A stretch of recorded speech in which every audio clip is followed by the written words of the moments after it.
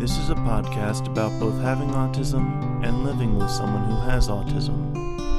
My mom is Sonya, and I'm Josh, and this is Josh Has Autism.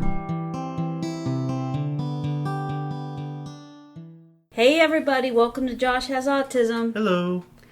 So you know what, Josh? The world right now is going through some pretty heavy stuff. And I know that you don't watch TV. Yeah. So you hear maybe little bits and pieces of what's going on, but it's an intense time. People are very, and rightfully so, very emotional about things that are going on in our country. And that have been going on since the beginning of our country. Mm-hmm. And what I wanted to talk to you about today was something the opposite of that, which is just humor, something that's light, something that can be enjoyable and attention breaker, right? Okay. Well, and what made me think about this is that I read an article this week. It said that studies have been done as to whether or not a person with autism has a sense of humor. I know. It surprised me because I was thinking, you don't have to do a study. All you have to do is go have a conversation with somebody on the spectrum, and the answer is going to be a big fat yes. Yeah. Pretty clearly. Yeah. And it might. Yeah. Do you want me to tell a joke? Oh, no. Nobody needs that. You can't handle my jokes. One thing that made me think about is if you put like-minded people with shared interests and autism, you're going to hear a conversation and you're going to hear laughter. Yeah. So, I think that sometimes that perception of, non-communicating... Now, I do understand that interaction and conversations and the ability to express is sometimes goes with the diagnosis. Yeah. For you are able to communicate, but it wasn't always that way. It wasn't always easy for you. Right. Humor wasn't always easy for you. Still isn't easy sometimes. Right. Yeah. Yeah.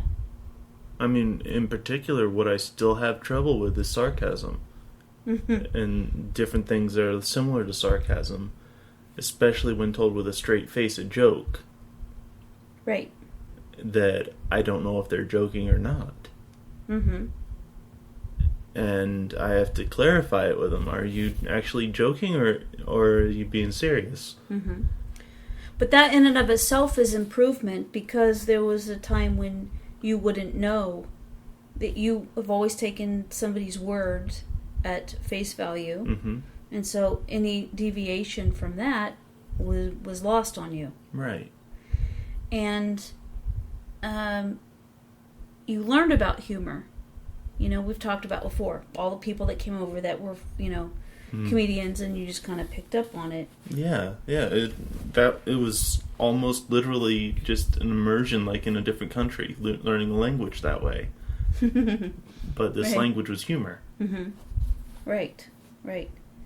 And why do you think people would ask the question, do people with autism have a sense of humor? I would not be surprised if it was someone with autism that asked that question just to be human, just to be funny. Because it's your experience with your friends that are on the spectrum. Yeah. You have a very sharp sense of humor. Oh my gosh, that's putting it mildly. So, everybody's an individual. Mm-hmm. So, is there kind of a similarity in the type of humor that... Is it... You gravitate towards certain people. So, do those particular individuals have your kind of sense of humor, and they happen to have autism? Or are you saying that people with autism have a similar sense of humor? Or you're not saying that? I was not saying either way, but I think that both are true. I think that people on the spectrum do have a sense of humor. I don't think that most other people understand that sense of humor. Mm-hmm. Why is that? Because our jokes are either very inappropriate or inappropriately timed, or have such leaps in logic that that it seems from outside that there is no logic. How many times have you said something that you thought was hysterical, and I'm just looking at you like really wanting to be in on the joke, but I need to ask you to explain what was funny. Yeah, and then it's no longer funny. Because you had to explain it. Yes, that's my world. So you're a comedian. Yes, that's what it's like. For a comedian, we have to paint a picture. So we have an idea, and with those words, we make something sometimes almost tangible. Like if you're going to take somebody on this journey with you, it's got to be very clear and understood. It doesn't mean that everybody's in on it the entire way, because I want to ask you about this too. Do you like jokes that have a surprise at the end? Like it's called a misdirection. Oh yeah, absolutely. I mean, just that's one of the things that your comedy that you've done is uses a lot. Is misdirection. Yes, it very much so. Yeah, I agree with that. And do you think that's why it's easy for you to get that? I think so. Yeah. I think so, because, I mean, I've lived with you my whole life. And, I mean, I sometimes help you with jokes. Right. So which is kind of hilarious to me. Right. It is. You helped me with a joke that I think is so funny, and you thought it was funny, but no matter how many times I've done it on stage, it doesn't work. Nothing. I get like the crickets are not even going to give me anything. Oh, geez. It's like, that's quiet. It's that quiet. What's the joke? Even after all these years of being married, my husband can still make my heart skip a beat. I suspect arsenic. Nothing. Really? Nothing. Really? Yes, really. And so I had that set up a different way, and you helped me to reframe that, and I thought, oh my gosh, this is fantastic. This is going to be great. Nothing. Oh, wow. Nothing. The only person ever laughed at that was our friend and comedian David Beck. He's it. Yeah. And he would go, I can't believe it doesn't work. No, nothing. Wow. No, not even a chuckle. Not even a Oh, wow. Because sometimes I'll take a moan. Make noise. I don't care what it is. Yeah. But nope. Didn't get it all. Right. So my style of comedy is what's called deadpan. And which is very monotone, very slow paced, but very, very witty. And deliberate. Yes. So I use in stand-up what's called the economy of words. So some people in their stand-up are going to add all kinds of extra words to get you there, and that makes it so fun and funny. In mine, it's very precise and, like you say, like a misdirection, at the end. May I give an example that's like 7 words or something like that? I'm scared. The joke is, I have 2 kids. I like one. Yes. That's one of your jokes. It is. I have 2 kids. I like one. Yeah. And it's not... I remember originally it was not meant as you don't like one of your kids. It's that you prefer to just have one because it's so stressful. Exactly. But in the end, what I've found is that with humor, you may have an intention or something that has spawned a joke, and each person hearing it is going to take in what's available to them. Yeah. So they come from their point of reference and infer that. I'll tell you, I have done a show I'm talking about one show where people came up to me at the end and one person said, "It is so refreshing to see a female comedian that's so clean." And, which, by the way, that's a whole nother conversation because, yeah. I can't tell you how many times people have said to me, "Oh, I don't think female comedians are funny, but you're hysterical, blah, blah, blah, whatever." I don't hear anything after them saying, "I don't think female comedians," and I feel like saying, "Well, just go home." Just, you saw my name on the marquee. What'd you come in for? Yeah. But they had a good time. But that's beside the point. Yeah. But back to that show. Mm-hmm. The same show. Somebody came up and said that to me. The same show, the same audience. Somebody else came up to me and said, "I love a dirty comedian." So you see what I'm saying? Is like, no matter what you offer up, people are going to take it in how they want to or how they're able to, mm-hmm. And sometimes, I think it's really great to have, on a show anyway, different types of comedians, but also, friends that, like everybody offers something different and unique. Yeah. And I like it that not everybody's the same. Right. And so I'm not trying to suggest that, well, everybody that's on the spectrum is going to have the same sense of humor, as you do, because I'm well aware that there are, across the spectrum, there are people with autism that don't communicate verbally. Mm-hmm. I still believe that they have a sense of humor. That's not, I don't mean to say that they still, just as valid is again, the way that something is received, the way that you can be funny without words. You can express yourself without words. And so I have an example of something in regards to this. Mm-hmm. So I remember meeting a nonverbal person on the spectrum. Okay. And I remember them just for a split second. They tried something along the lines of slapstick humor. Oh. to just because they thought it was funny. Mm-hmm. And how did it work? Was it funny? Not really. But this situation was very vague in my mind right now. But I do remember that he did try it. That from an outside perspective, he wasn't really funny about it. Mm-hmm. But at the same time, knowing that he is a nonverbal on the spectrum, I could see that he was really trying to be funny. Does that make sense? Mm-hmm. Mm-hmm.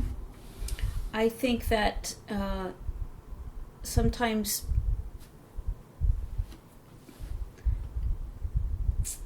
people are marginalized for a number of reasons, and are viewed in a certain way, which is why I'm talking to you about humor. With you have autism, you have a sense of humor. Yeah. You have autistic friends, they have a sense of humor. That's debatable. Well, yes. The point is that I feel that humor is something that's a part of everybody. Yeah. And it's all inclusive. Right. And there's the idea that laughter is universal. Like whatever language you speak, laughter sounds the same. Yeah. And so anyway, that's kind of, we went off in a direction there. Mm-hmm. But I was going to say to you is that one time you had the guys over. You were doing D&D at the house. Oh, geez. And this goes to my point about people. The question is, the study was, do people on the spectrum have a sense of humor? Right. Well, You guys were so loud and laughing so hard, you know. You would talk about, I don't know what you were doing in there, but you would talk about, I could hear you. Yeah. And this burst of laughter. Yeah. And so it's very apparent to me that whoever, you know, I guess, I don't know, don't know the reasons for asking the question, but it's kind of bothered me, this survey that's done to see, you know, just so pay attention. That's kind of why I'm choosing to think that it was someone on the spectrum playing a joke. Oh. I don't know. And someone else took him seriously or something. Which is a role reversal, isn't it? It is. It is. Hey, do you like physical humor? You mean like slapstick or something, or like if somebody does something, physically that, yes, it stops at something that's like Carol Burnett. That I don't know if you remember Carol Burnett. I vaguely remember her. I'm more thinking of Three Stooges. Okay. All right. Yeah. They do things like that, but also just having somebody do something that's physical, maybe not even intentional. Kramer. Perfect example. You think it's funny? Yeah. It's hilarious watching him sometimes. He's so over the top ridiculous. It's hilarious. Well, I'm glad that you brought him up, because you know what? That makes me think about... So he's on Seinfeld, the show Seinfeld. He's got an observational type of humor. Yeah. And do you like that? Yeah. Do you get what's funny about what he's saying? Not every single thing. You mean Seinfeld? Seinfeld. Okay. Yeah. I mean, he says what at least in my mind most people are thinking but don't actually say. And so do you relate to the things that he points out that maybe we're looking at backwards or doing that are weird? Well, yeah, no soup for you. No soup for you? Yeah. Well... No, but seriously, I really do feel that you called it observational humor? Yeah, it's very relatable. And so it really... But my question is, though, that he will make a statement about something that's factual. Maybe it's something that everybody does. You tend to look at things different anyway. You see those things that most people don't see. Right. So to you, is what he says really funny?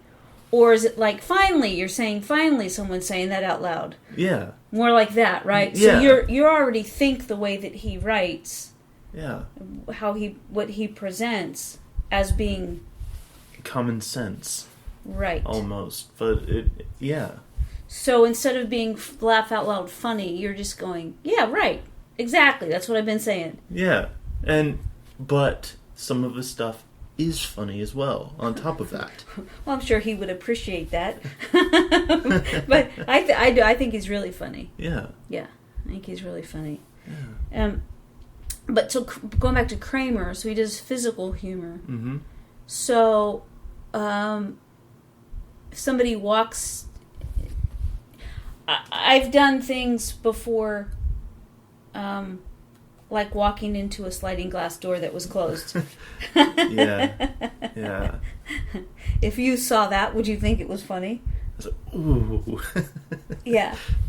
Well, you know what else? I've gone to pull up like a sweater sleeve or something, and my hand slips, and I punch myself in the face.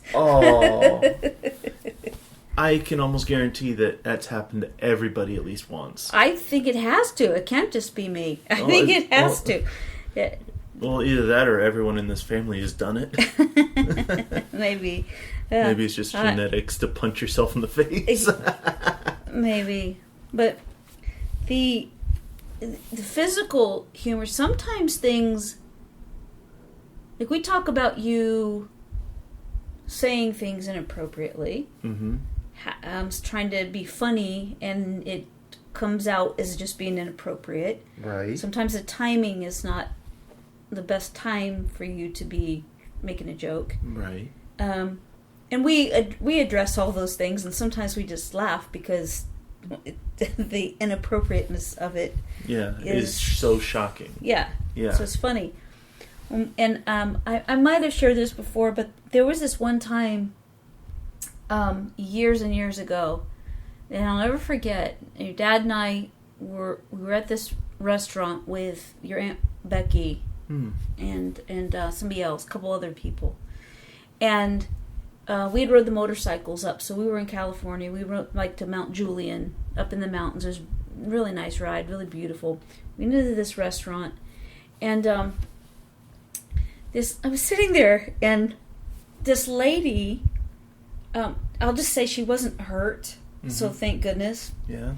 But she fell down the stairs, and I could not stop laughing. Oh, jeez. I mean, I wasn't even, it was one of those kind of laughters where it's a hysterical laugh that you just can't stop. I couldn't stop it no matter what. Oh my gosh. And then your dad, and they were just kind of going shh like this. Okay, deep breath. And I would try to get a hold of myself. And you'd start giggling, and then you'd start laughing again. Just all over again. Yes. And even to a point where laughing so hard where it hurt to breathe. Yeah, I couldn't even catch my breath and then it was just silent, but me just sitting there, shoulders bouncing because I was laughing so hard. But it went on, and I had no control of that. Yeah, I couldn't get myself together to a point where it's like almost got kicked out of the restaurant because it was so inappropriate. Oh, jeez. Of me, like to see somebody fall down. That's not funny. Right. That's happened to me. Not the falling down the stairs. Well, maybe. I don't know. But the hysterical laughing that you just can't stop. Uh-huh. And it was right in the middle of... It was in the middle of the night. Everyone else was trying to sleep. And someone had made a joke. And I could not stop laughing. Because it was like everyone was already in their beds and everything like that. Mm-hmm. And this was a couple hundred kids trying to sleep. A couple hundred kids? It was a church thing. Okay. Yeah, it was a church event or something like that. Mm-hmm. And I could not stop laughing. Did you wake anybody else up? I made it so that nobody could really sleep. Did they start laughing too? No, they started getting upset. Oh. And I couldn't stop laughing. Oh, I bet it was a Boy Scout thing. No. No, it wasn't? No. Because you and your dad did Boy Scouts. No, it wasn't Boy Scouts. Because the next morning, Bill dumped a bucket, a cup of water on me. I know what it was. It was the thing yeah, I know what it was. Right. You're right. Yeah. You're right. Bill was trying to get me up, and I couldn't wake up because I was just so exhausted. Because you stayed up laughing all night? Yeah. Yeah. Your sister and I just did that hysterical kind of laughing when she laughed, and then I laughed, and then she laughed, and I heard her laugh right after I heard my laugh. And I was like, stop laughing like I laugh. And we sounded exactly the same in her laughing. And then, of course, it just struck us both as so funny that people confuse us. That was yesterday, wasn't it? A few days ago, yeah. Yeah. Right, in the kitchen. In the kitchen. Yep. And people confuse us on the phone all the time. Yeah. You know, we sound alike. Mm-hmm. And so it kind of makes sense that our laugh would sound the same, but it was just so clear in that particular instance that it was the exact same laugh with the same cadence, the same everything. Yeah. And then, of course, it just went where we both got, kind of hysterical and couldn't stop. Yeah. Yeah, because I think laughter is contagious. You've heard that before. Yes. Mm-hmm. When somebody else is laughing, does that affect you to a point that you just start laughing because other people are laughing? Because I have seen it where you didn't. Right. Most often. Okay. Sometimes I don't know what's funny, so I don't laugh. Sometimes the laugh itself is irritating. So it's not somebody's funny. laugh is irritating? Yes. Yeah. any number of things. But if I don't know what's funny, I don't laugh. Right. And even then, my sense of humor is a little bit skewed because I grew up with humor. Right. Let me just say that an annoying laugh is a dream come true for me.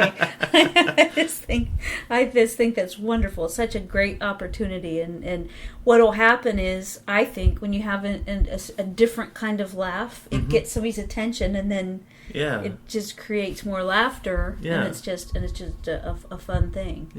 Yeah. And so you say that you don't understand sarcasm, but you use sarcasm. Right. I don't always know whenever sarcasm is being used, but I do understand sarcasm. I felt when before you went into, like, you were around middle school, that it was so important to teach you about sarcasm, because, which I know I'm kicking myself for, but because kids are sarcastic.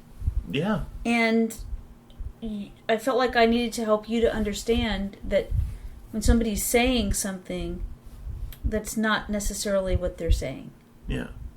There's a different slant to this. There's a different purpose. Right. And it really helped me understand more comedy and more humor than just sarcasm.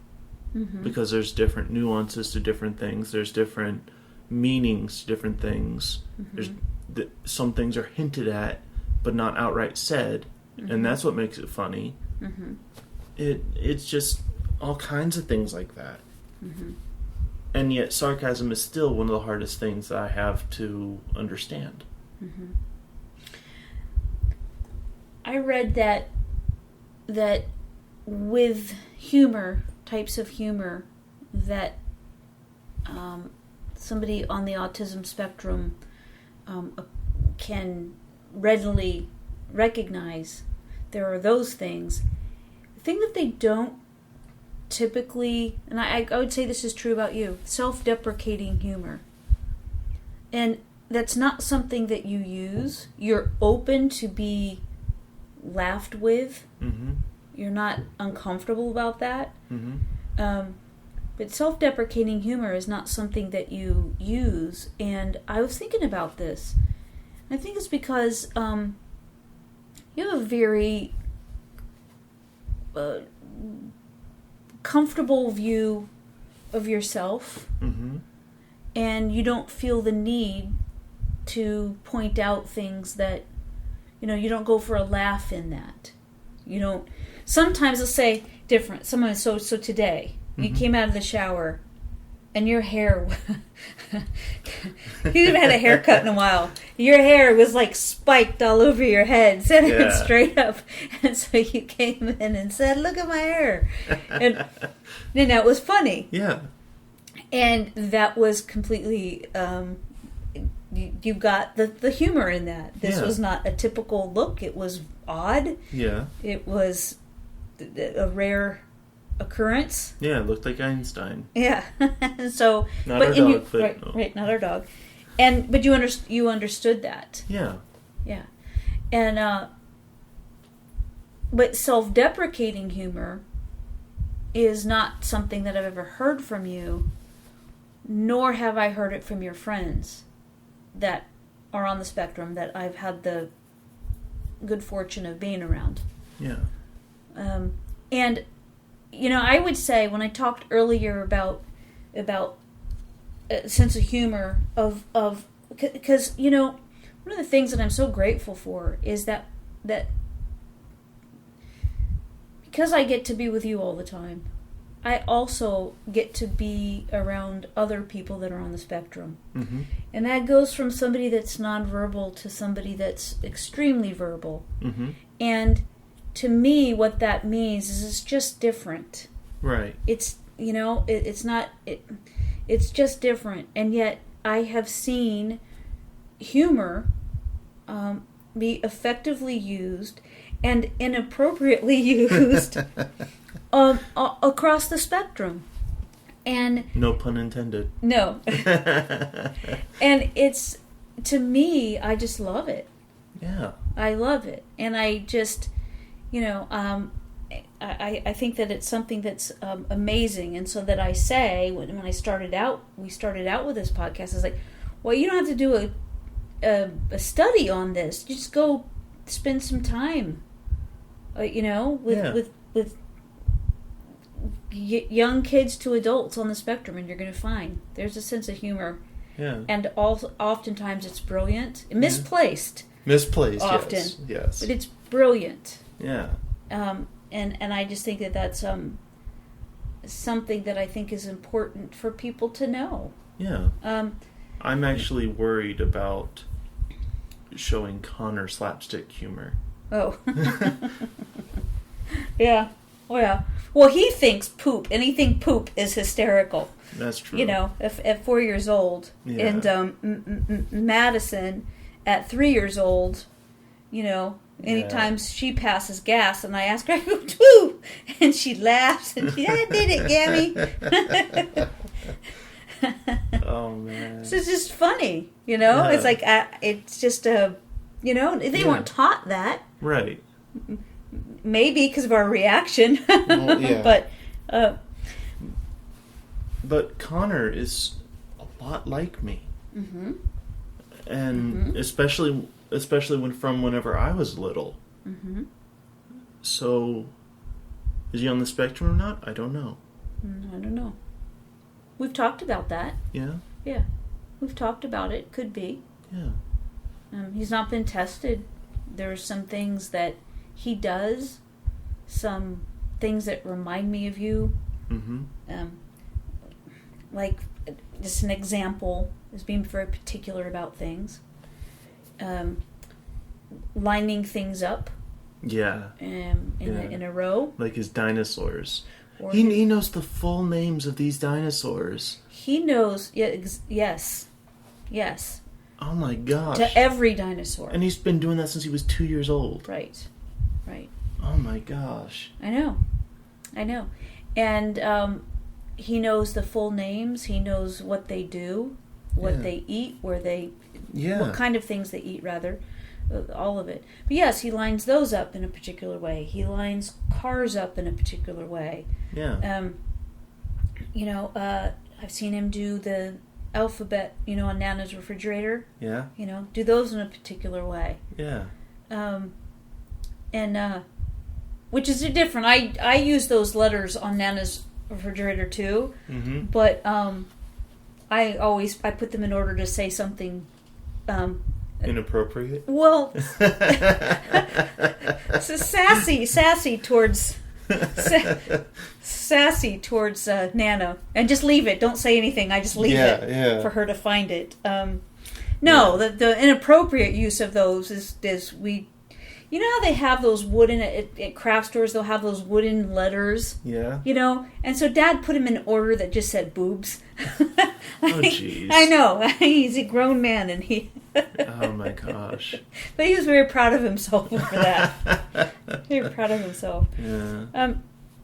So you don't, and I've not heard your friends use self-deprecating humor. That's just not something that you do. And I think it's because my personal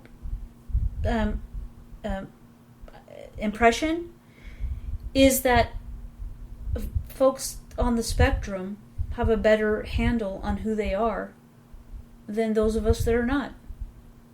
That's what I think. I think you know yourselves better. I think you have insight to yourselves better. I think part of that mm-hmm. is because of the different things we've gone through in our lives have made it so that we have to be in tune with who we are. Because otherwise we're going to be seen as the problem children or something like that. I think that's you're so right about that, Josh, because there are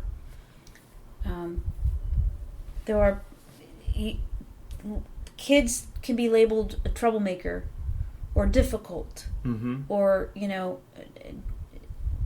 name it, but they're put in a category. and it's not fair. Right. And it's not right. Right. And from being a little guy, I can remember just teaching you your entire life. Same thing I'm any chance I get with Madison and Connor, the same thing.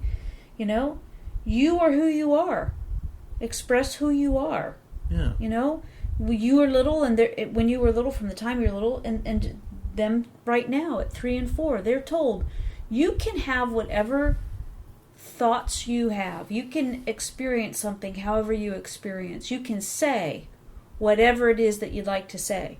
Important thing is, it needs to be done with respect towards me, or in the best way that you can. So let's say something comes out with lack of respect. Mm-hmm. We're going to talk about it to see what they were feeling, what they're trying to get at, what's coming up in them that's coming out, what looks like something that's disrespectful. Right. Because it's important. It's the way that you were raised. It's important for you to be able to express yourself, whether I understood it or agreed with it or not. And it's the same thing with the little people in our lives now, Yeah. that they understand that they are valued for who they are, not for an expectation that we have of them. Right.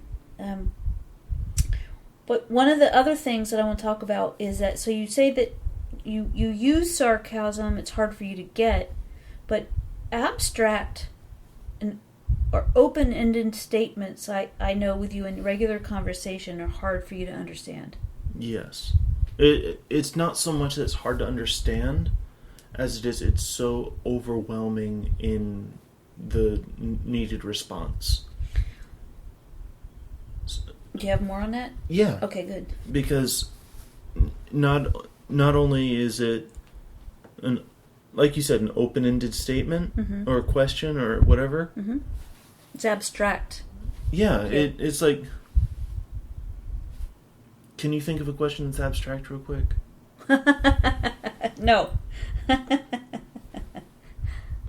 You mean like an open-ended? Yeah.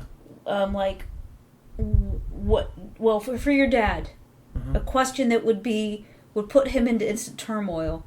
What do you want for dinner? Yeah. Right? Yeah. Yeah. Because there's a lot of different options for that. Mm-hmm. I know that for Dad, he just doesn't really mind what he eats. Correct. It's not really an issue for him. He's not a foodie like the two of us. Yeah, yeah. Yes. So for your dad, and I think that it's like what you're talking about, different subject, but it's what you're talking about. Mm-hmm. That's an open-ended question. Mm-hmm. If I say to your dad, would you rather have this or that? That's how I approach it with him. Yeah. Because it's more specific. It's more specific, and also I know what's in the freezer. Yeah, yeah. So, we've kind of been stuck not being able to go out to eat at all, for so long now. Because we don't have it, we don't eat it. So, but yeah, so is that what you're talking about? Is that, like with your dad, if I say, what do you want for dinner? That's... It's a little bit different because in his case, he just doesn't mind what the answer would be. Mm-hmm. At least in that situation. Sure, right, I know what you mean. In regards to someone on the spectrum, an open-ended question quickly becomes overwhelming because there's so many answers that they could have. Mm-hmm. And by not clarifying how clear it is, makes it very difficult to narrow down on our own what it is that we're wanting, what it is that we should answer with. Well, and it's not just what we should answer with; it's how we should answer it, how we should word it, and just all kinds of different things like that. So, the thing that I was trying to that I was thinking about when I asked that is that when something, I was thinking about it in terms of being abstract or open-ended, that sometimes humor is like that. Yeah. Yeah. And so that if a joke is in a way of kind of So you get a joke Mm-hmm. that's talking about one thing, Mm-hmm. and then taking it in a different directions. Right. A different direction. Right. You get that. One that comes to mind, Mm-hmm. generally speaking, I mean, is a there's your sign moment. Oh. Where is it? Oh, what's his name? Bill Ingram? Ingall or Ingval, something like that. Okay. Yeah, he worked with Jeff Foxworthy. That's what I'm thinking of, is Jeff Foxworthy. He's the one who does There's Oh, Your he's Sign. the one that does it. Yeah, okay. Yeah. No. Yeah. Is it? Yeah. Okay. Then there's Larry Oh, the yeah, Cable you're right. Guy. You're and- right. Yeah. Yeah. Yeah, you got it. Yeah, so Jeff Foxworthy does this thing of There's Your Sign. Mm-hmm. Where it's a redneck thing, There's Your Sign. Right. You might be a... You might be a red... Oh, no, wait a minute. Bill is the one that goes, here's your sign. Jeff Foxworthy goes, you might be a redneck if... And then with the tag, he'll occasionally say, There's Your Sign. Mm-hmm. That's because of Bill. Because he's working with Bill. So Bill is the one that does the here's your sign, but Jeff Foxworthy is the one that says you might be a redneck if. Okay. But regardless of who does it, what were you about to say about it? I was just saying that if you think about it, the way that it's set up Mm-hmm. is like I'm trying to. Oh, geez, it was right there. Hold on. Okay, I'm holding. On. I'm holding. Here it comes. So. What? I was waiting. Yeah, and you're like filling the space. I was just waiting. Go, say it. All right. So a fat man being locked in a donut shop, Right. and then saying, "There's your sign." That's kind of an open-ended thing where it's not specifying what is funny, but it is. Does that make sense? Say it again. So, like, just saying a statement, like what I just said, which was locking a fat man in a donut shop. Mm-hmm. That's simile. Mm-hmm. That's called simile. That's right. Go ahead. So, and then there's your sign. It's not stating a joke. Mm-hmm. It's insinuating one. So you have to infer something. Yes. Okay, got it. So what you're saying is the kind of humor that's very difficult for you to get is when you have to infer something. It's easier for you if it's just spelled out and there's no guessing about it. Not necessarily for me, simply because I've had so much experience with humor. Mm-hmm. But that is one of the trouble spots that I've had growing up. Okay. So you would say then that, I mean, I've seen the connection, but also what your opinion is, Mm-hmm. that there is a connection in you learning humor Mm-hmm. and your ability to communicate so effectively. Yeah. Yeah. Mm-hmm. Yeah, I think that humor was huge for you. It was used all the time. Most of the time inappropriately. I was talking about me teaching you. Oh, It was okay. It was used all the time, and not, Most of the time it was no. well, yeah, but I think that it really did through the years help you to make, like, kind of connect the dots.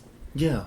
To learn the nuances of conversation. Yeah. The timing, and that we've talked about this. So when this is a perfect example of this. I can remember talking to you about stand-up and saying, so look, doing stand-up is just like having a conversation.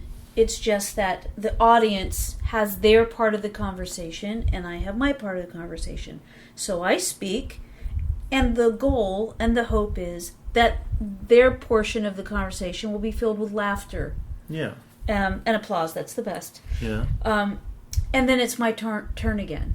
Yeah. And then it's their turn. Yeah. And back and forth. Yeah. And so I remember talking to you about stand-up in the way that it's essentially a conversation. Mm-hmm. And you have to listen to what the other person is saying. Because I remember that when I learned that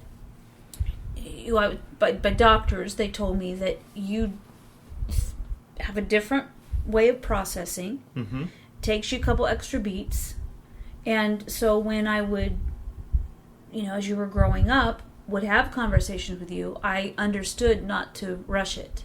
Right. I need to wait, because it wasn't that you were not in the conversation. It means that you were processing. One thing I would like to point out, even in this podcast, one thing that I had learned growing up, both from the comedy and from the taking your turns and everything, an additional thing was that to let, if you were talking to me about something, to let you know that I'm listening, is to have the little things like, right, yeah, I get it, okay. The little things like that. And it just occurred to me that I've been doing that in this podcast the entire time we've been doing the podcast. I'm so glad that you brought that up, because that was not something that came natural to you. Right. Excuse me. Things that didn't come natural to you were looking somebody in the eye when you spoke to them. Yeah. Understanding that when somebody said something to you, a response or acknowledgement was required. Yeah. That words don't always mean what they say. Right. And that being with people, something that I needed to learn from you about you, is that being with people oftentimes is uncomfortable. And that's not something that I taught you. That's something that you taught me, that I learned from you. That you do have this connection because of the unending conversations that we've had since you could talk. And so I remember, we'll talk back. it's I mean, Josh, when you didn't speak until you were almost 3 years old. Really? Mm-hmm. And when you did, you would say things that nobody else understood what you were saying, and I understood. I was the only one, so people would always look to me. What did he say? And I knew. Was with you constantly and understood you, but of course there was no diagnosis then, and but I thought that was also partially because of the ear issues I would have when I was little. The ear issues, which if I remember correctly, are actually common with people on the spectrum. I'm not sure of that. The people I've met, most of them have had that issue. Huh. Yeah, I just didn't know that. Yeah. I didn't know that. What was I saying? I don't remember. I think, essentially, what I'm trying to say is that there were aspects of your being that I didn't understand when, first spending time with you. And you were so little that I didn't understand it. And I've learned so much from you. It was natural for me to teach you through humor because I just think everything is funny. And I think that all things can be humorous, and not that it needs to be. And there's a place and a time. But yeah, I think that the humor really has made a difference in your life, so much so that you're able to sit here and do a podcast today. Yeah. You know, and the reason I'm bringing all that other stuff up is because this is not just, you worked to get to this point. Yeah. And I worked with you to get to this point. I happen to use humor, and for you, that seemed to be the key. Right. Yeah. And I'm just, I think how they say is like you come together, in life, like you get to be with people and have experiences, and it's for a good reason. Yeah. So, anyway, I love you, man. Love you too. All right. So, I think we can wrap it up. What do you think? Okay. You good with that? Yeah. All right. Everybody, thank you so much for hanging out with us. If you go to SonyaKing.com, you're going to find the podcast and a blog that I put with this. We missed you last week. We had some technical difficulties that, if anybody knows me, I don't get that kind of stuff. So I'm reliant on other people. And this time there was some things that Josh's dad, Dave, couldn't even figure out. And so we're back on track now. And I have gotten a couple messages from people that maybe we'll just start hiring out to get that done, to make sure that we don't have those technical difficulties anymore. But thanks for coming back and hanging out with us today. And I hope everybody's doing well. Big hugs to all of you. Love you. Bye.